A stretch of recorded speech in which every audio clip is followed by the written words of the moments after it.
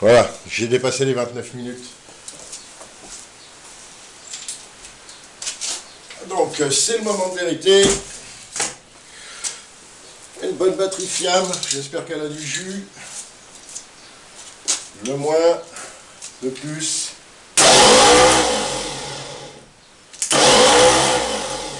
Voilà. Il n'y a que touche sur le... Voilà. Donc de biais, ça fera moins de bruit.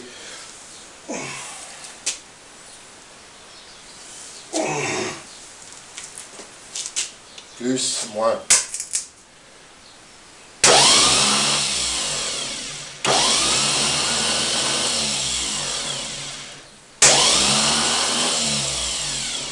Voilà, je vais pouvoir procéder à la suite de l'assemblage.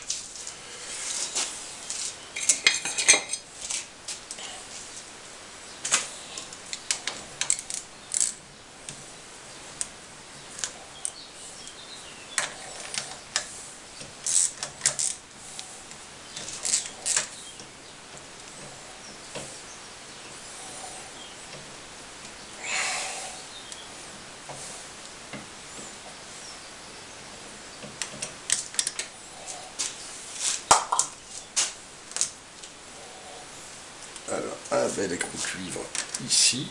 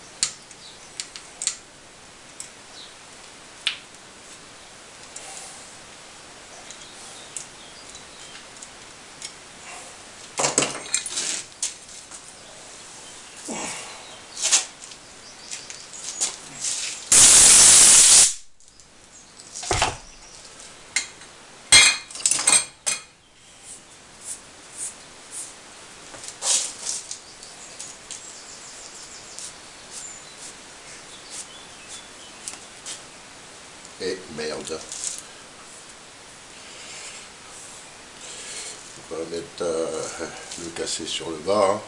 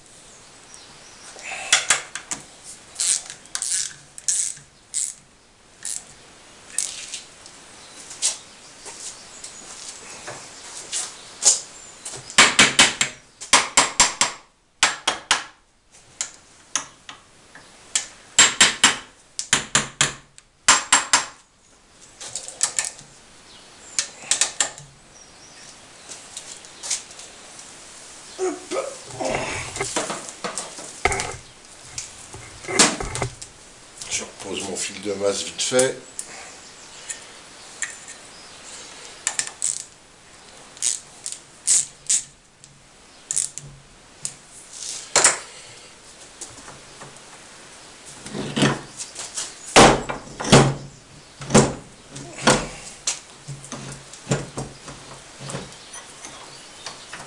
Voilà.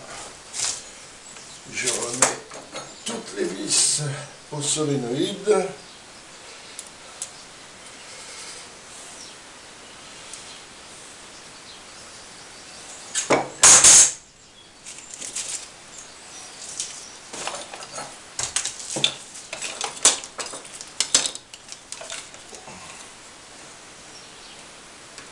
Enfin, tous les écrous, c'est pas des vis, c'est des écrous.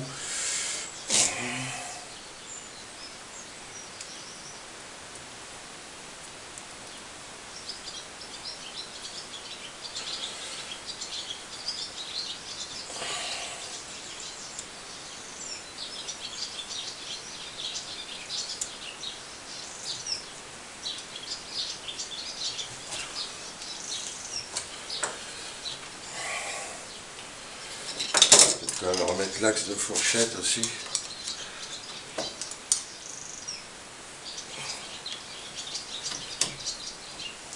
Avec ses boucliers.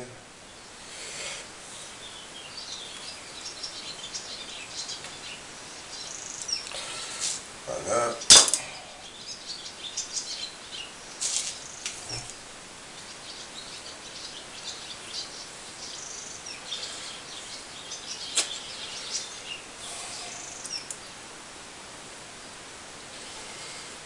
J'ai un peu les mains pleines de doigts ce matin.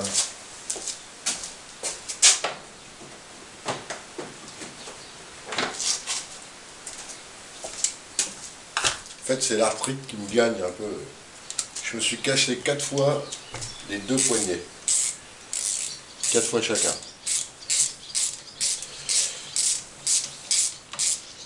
Je faisais de la moto tout terrain dans le temps, j'en ai quelques séquelles.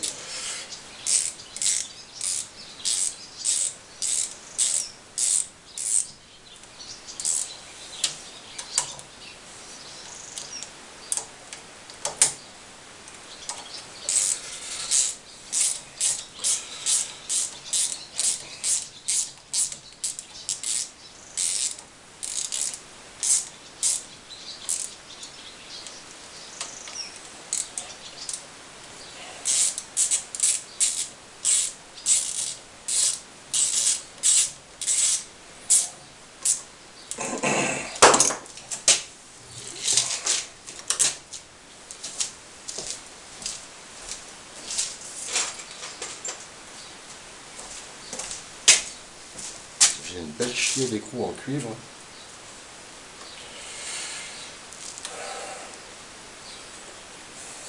C'est l'endroit, c'est mieux. Même si c'est que pour un essai.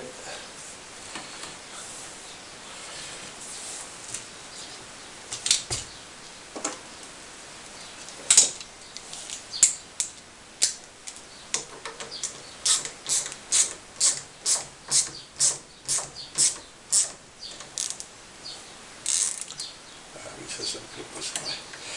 J'ai oublié celui-là.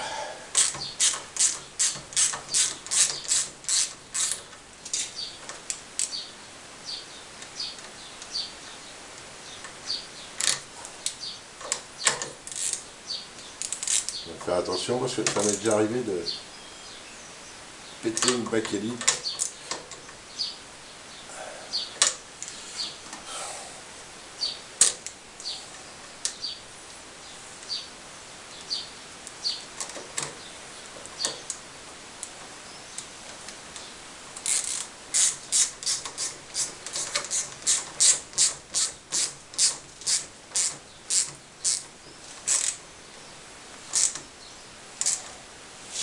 Donc le sélénite il est bien serré, le cul du démarreur il est bien serré, j'ai monté 2 câbles, je vais reprendre encore des écrous, je vais pas me casser la tête. Une masse.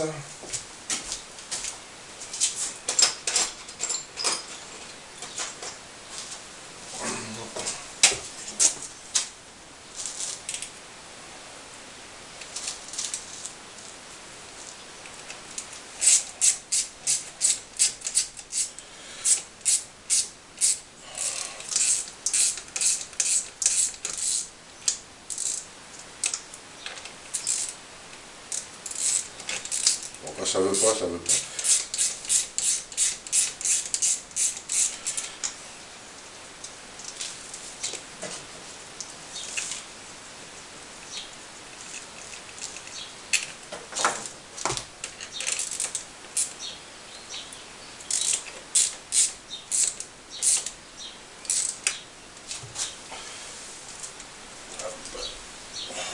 Une masse en grosse.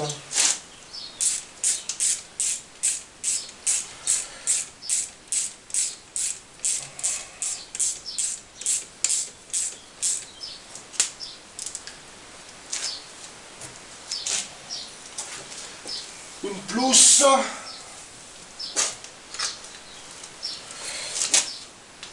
Alors paradoxalement, le courant électrique dans une batterie circule du moins vers le plus. c'est un peu comme... ben, par convention, on a appelé le pôle Nord et le pôle Sud le pôle Sud. Et ça, c'était avant qu'on découvre un peu tous les phénomènes électriques. Et au final, ben, le pôle Nord est au Sud et le pôle Sud est au Nord. En fait, sur une boussole, c'est la polarité Nord qui est attirée par le pôle Sud. Donc c'est l'aiguille du Nord qui nous indique le Sud. En fait, c'est l'inverse, quoi. C'est la physique. Donc voilà. Donc là, j'actionne le solénoïde et ça devrait fonctionner.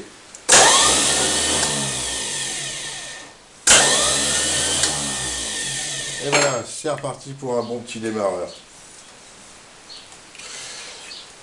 Et ben sur ce, je vous... Non, j'ai encore un truc à vous montrer. Je me lave un coup les mains, j'arrive dans 30 secondes.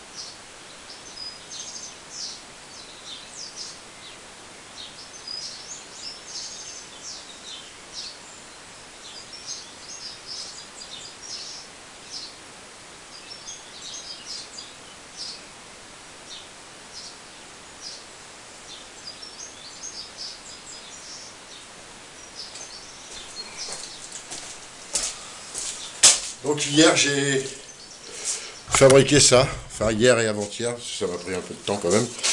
Donc j'ai fait à l'aide d'un vieux seau, à l'aide de ce seau là, qui a morflé maintenant du coup. Hein. Donc j'ai fait un moule avec ce seau là, pour faire un support d'autoradio, que je vais intégrer au tableau de bord, et que j'ai muni aussi d'une prise USB. Voilà, comme ça, il y a un USB en façade, là, en plus de l'USB là.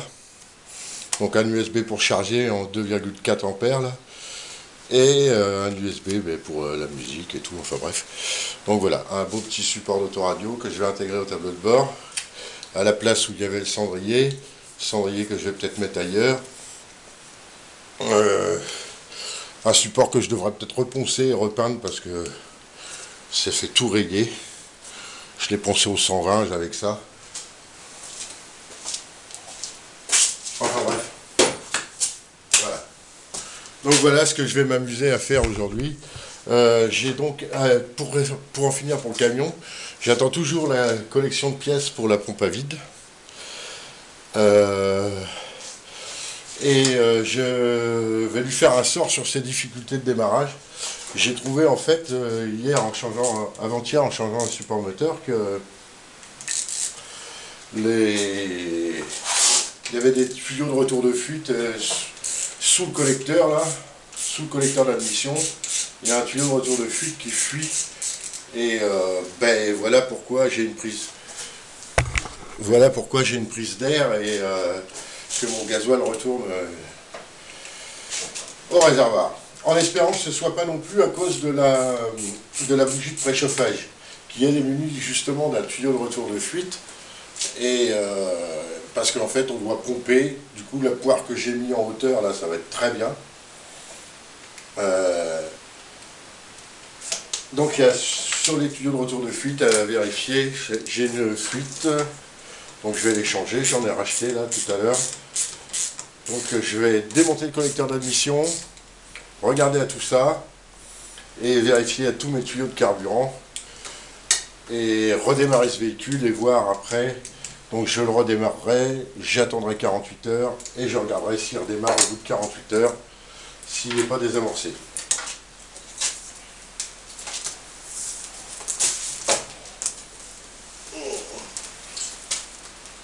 Le petit cap de démarrage.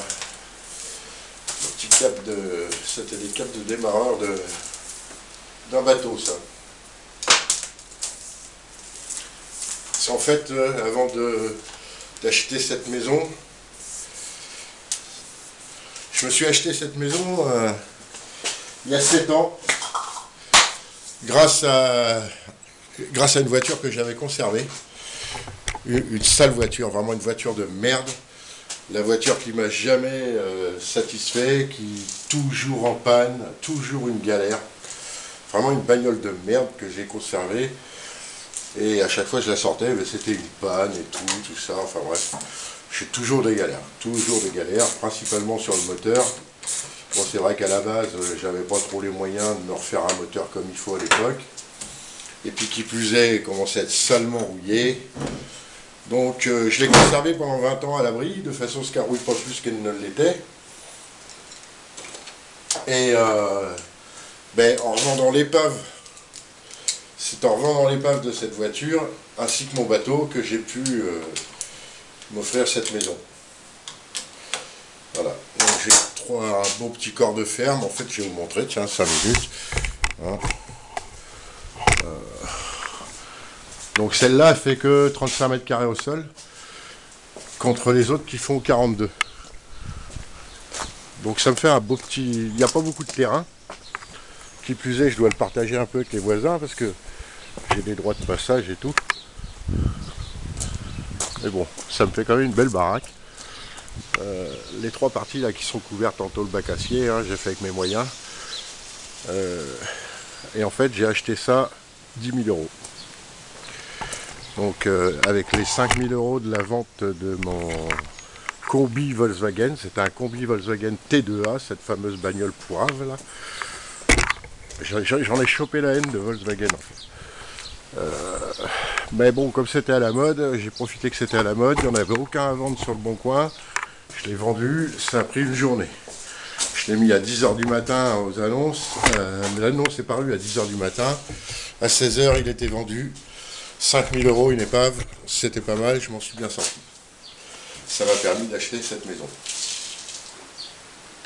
Par contre, c'est mon bateau, ça je le regrette. Parce que mon bateau, c'était pas un Volkswagen. Hein. C'était un plan Harley, un Philippe Harley, un bon petit voilier de 9 mètres là. Qui me donnait entière satisfaction, j'ai vécu 8 ans dedans. Voilà, avant d'acheter cette maison. Moi, je regrette pas la baraque non plus. Ça a été du boulot, hein, parce que là, par exemple, le garage où on est, là, actuellement, c'était une jungle de ronces. Il n'y avait plus de charpente, plus de toiture, plus rien. Donc, j'ai tout refait. J'ai fait de la charpente un peu métallique. Il y a un IPN de 180 là, noyé dans le linteau. Hein. Le linteau bois, il est là juste pour décorer. Parce qu'avant, c'était juste une porte et une fenêtre ici. On voit encore les traces du pilier du pilier. Là, il y avait la fenêtre. Là, il y avait la porte.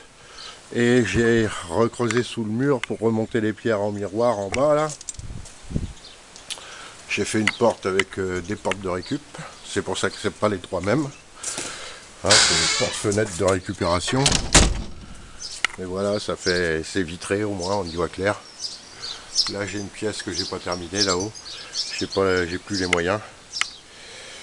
Et je fais ça un petit peu à la va comme je te pousse quand j'ai un petit peu de pognon, quoi. Là, la vente de la Renault 4 de l'année dernière m'a permis de me payer une dalle dans mon garage. Ça va se faire.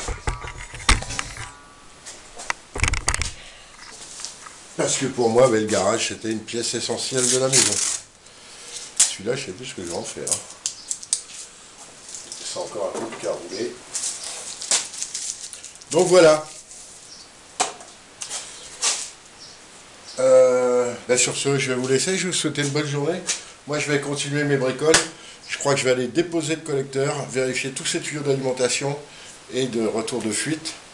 Les retours de fuite de carburant. Hein, parce que dès qu'il y a de toute façon, là, quand je gare mes véhicules en pente, la moindre prise d'air sur un véhicule diesel, je le sais tout de suite, le lendemain, il ne redémarre pas. Donc là, c'est le cas. En plus, c'est une galère à purger, c'est une pompe auto-diesel. Le problème des pompes auto-diesel, c'est que, contrairement au Bosch, où le piston est rappelé par un ressort, sur les auto-diesel, c'est la pression de transfert, c'est-à-dire la pression interne de la pompe qui rappelle les pistons. Donc le moindre grippage, le moindre petit truc qui ne va pas, La moindre cochonnerie dans la pompe, c'est baisé, c'est coincé, c'est fini. Vous n'avez plus de rappel de piston et vous n'injectez plus. Donc là, je pense pas qu'il y ait un truc comme ça, il va péter, c'est juste que, ben voilà, en plus j'ai viré plein de tuyaux, j'ai changé le filtre à gasoil, j'ai pas réussi à le réamorcer vraiment, j'ai lâché l'affaire parce que de toute façon, quand j'ai voulu essayer de le redémarrer, c'est là que le démarreur m'a lâché, vu que les charbons, ils étaient dans un état lamentable. Je vais vous montrer les charbons positifs que je viens de changer. Voilà, je crois que celui-là, il battait tous les records. Là, c'est un charbon de masse qui était encore viable. Mais alors celui-ci, pop, pop, pop, pop, pop. Celui-là, c'était fini. Hein. Donc, enfin bref. Sur ce, je vous souhaite une bonne journée et à bientôt.